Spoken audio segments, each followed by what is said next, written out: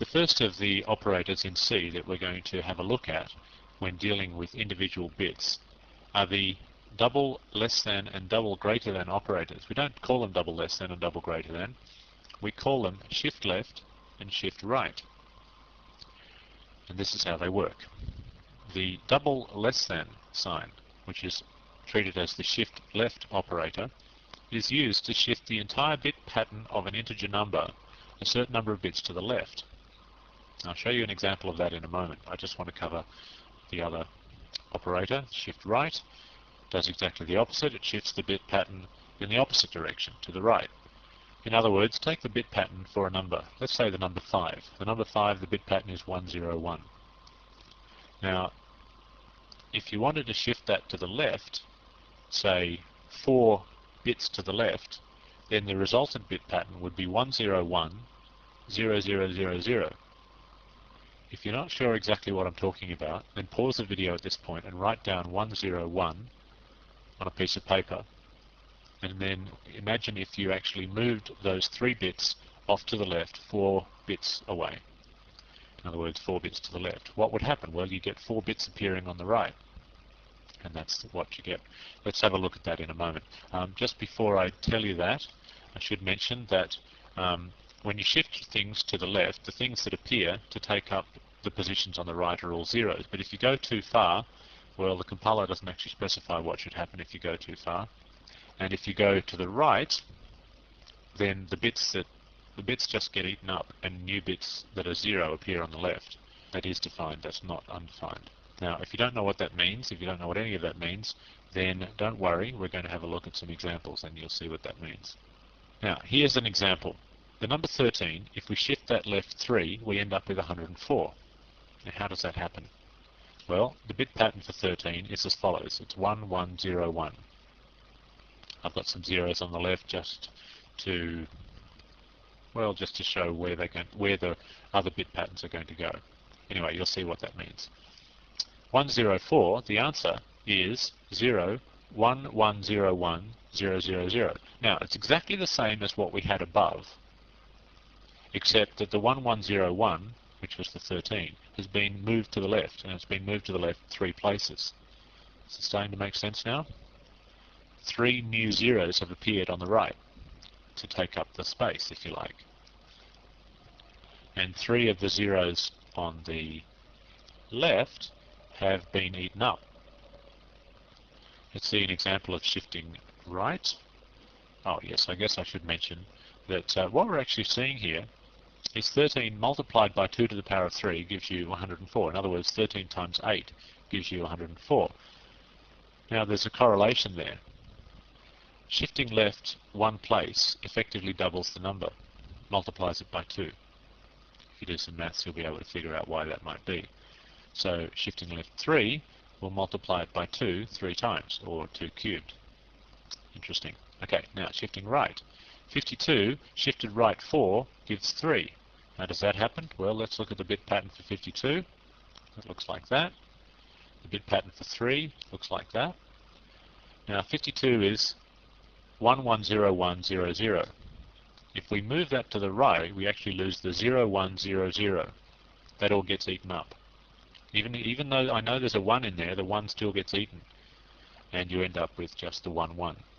Now 11 happens to be 3. You can verify that to yourself if you want, just like you can verify that 104 in the top example is that bit pattern that we showed there on the right. And incidentally, 52 divided by 2 to the power of 4 equals 3 if you do that as an integer division. In other words, 52 divided by 16 is 3. Well, 3 with a certain remainder. But we chop off the remainder because we're doing integer division. So you can think of shifting left as multiplying by 2, and you can think of shifting right as dividing by 2. Let's go and have a look at some coding examples of that. Here is shift.c, and you'll find this in the Chapter 17 folder. It's a pretty simple program. It's already complete, so I'll just show you what I've written for you. Let's go down into the main. Yes, I know we're doing a little ADX, and I want to standardize on that now. We're going to enter a number, and then we're going to ask the user how many bits they'd like to shift. And we're going to use this question to do it.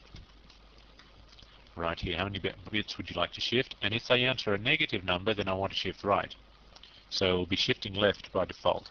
Most of the time we shift left. Shifting right if they enter a negative number. And then we're going to get a result, and then we'll print out the result. So we'll do it like this. If the shifting number that they entered is greater than or equal to 0, then we will shift left by that amount. Otherwise, we will shift right by the negative of that amount. By the way, shifting left or right by a negative number is undefined in the C language.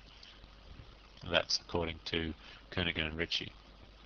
Finally, we print out the answers.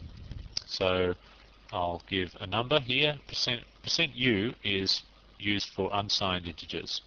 Whenever we're dealing with bits, it's really a good idea to treat everything as an unsigned integer rather than treating it as an integer. In other words, we don't really want to have negative numbers involved here. We'd rather go in the range 0 to 4 billion than negative 2 billion to plus 2 billion. So we're going to print out an unsigned integer, and then its hex equivalent. If you happen to understand hexadecimal arithmetic, then that might be a useful number for you to look at. And then we'll say how far we've shifted it. We've shifted it left or right, and we've shifted it that many places. And again, the answer will be in an unsigned number and a hex equivalent of the unsigned number. Take a moment to pause the video and stare at that if you're not quite sure what I'm doing here. Okay, so that's going to be the whole program. So let's compile that and run it. Please enter a number. All right. Well, let's use that example used in the slide. So we'll take 13. How many bits would you like to shift? And we'll say 3. We're going to shift it left 3. And the answer, 13, which is actually D in hex, shifted left 3 is 104. And that's exactly what we thought it would be. 104 happens to be 68 hex. Just in case you're interested, press enter to exit. Okay. Let's run it again and try shifting right. Please enter a number. Try the number that we had before, 52, was it? I can't remember. And shift it negative 4, so we're shifting right. 52 shifted right 4 is 3. And that's the example that we were looking at before. Okay, let's try it again. Let's try shifting 52, and we'll shift it right. Let's shift it right 9 places. We get an answer of 0. Because we've used up, we've just pushed it right off the end. Okay, well that's a pretty simple, straightforward example. I encourage you to go and have a look at the code, write your own examples, and test that, and make sure you're comfortable with the use of shift left and shift right before you move on to the next module.